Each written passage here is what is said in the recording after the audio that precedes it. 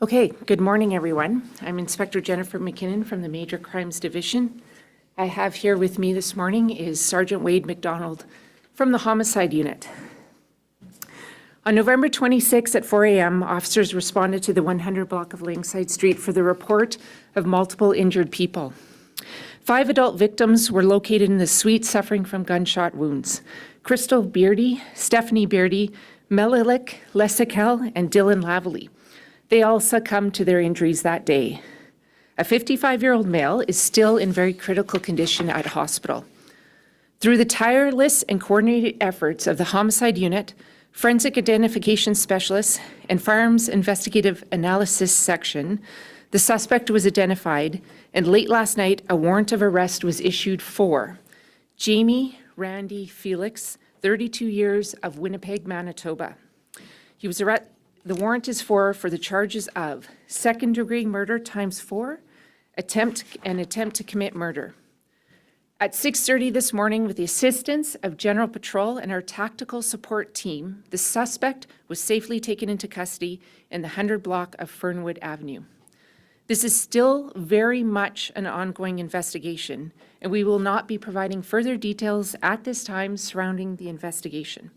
I can tell you the Homicide Unit continues to work closely with our Family Support Resource Advocate and victim service workers to support the families and community through this tragedy. This has been a stressful time for not only the Winnipeg Police Service, but the entire city and beyond. It's times like this when we really need to come together as a community to lend to support one another. We can't do this alone. I'd like to invite questions, if you have, just keeping in mind that this is an ongoing investigation. It's very early this morning that we have the suspect in custody. So Sergeant McDonald and myself will do our best to answer what you have. Do you have any other suspects? No.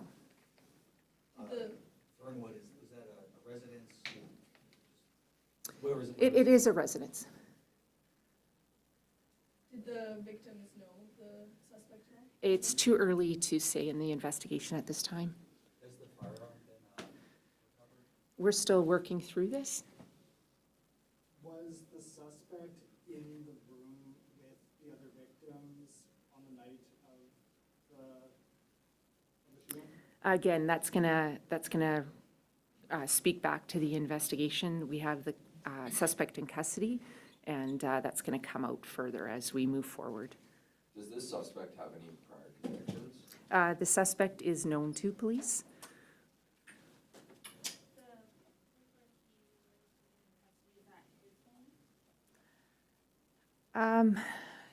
You know what, I think it would be too early for me to make that assumption. I don't know the dynamics of his relationship to that location at this time. On Monday, Chief Smythe said that a lot of people who commit these types of crimes are on parole or on bail. Is that the case here? He was on a court release. I don't have the details to what that release order was and the circumstances surrounding it at this time. And when was the suspect's identity confirmed by police? It was confirmed yesterday, late in the day.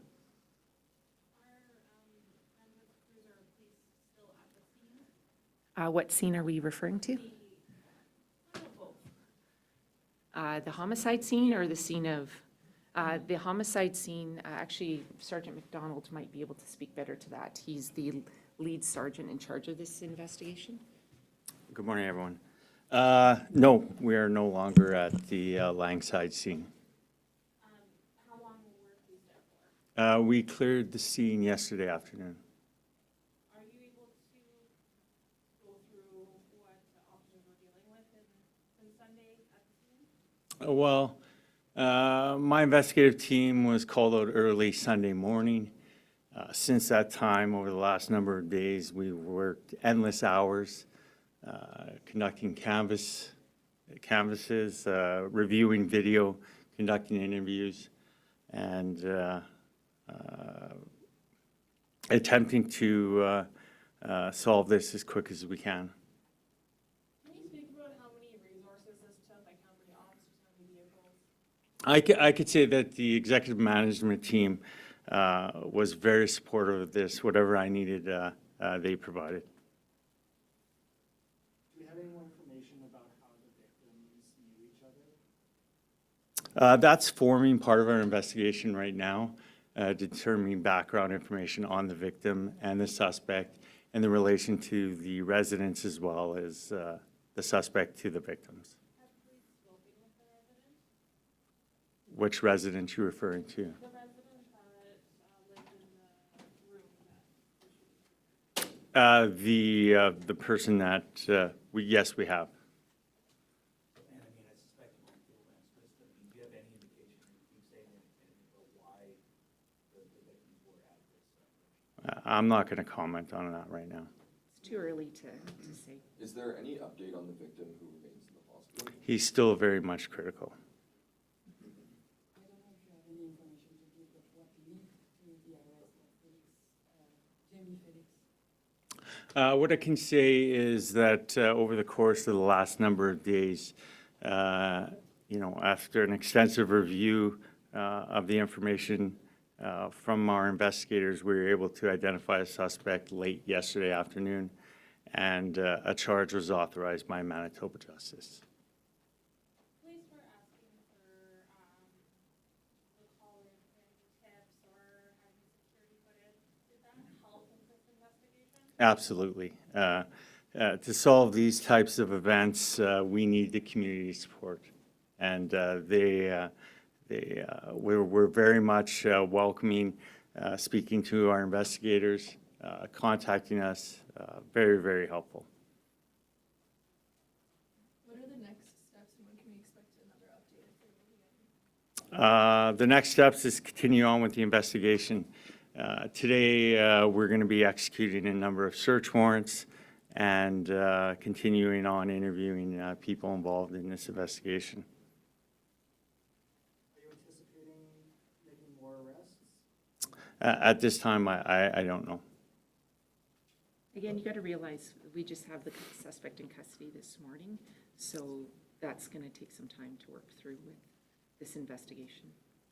But at this point, you believe you have one homicide suspect, or maybe more people connected to the investigation? Well, yes, correct, yes. Do we know anything about a possible motive? I know last time we sort of discussed like gang, drugs related activity potentially. Yeah, I'm not going to get into that motive right now.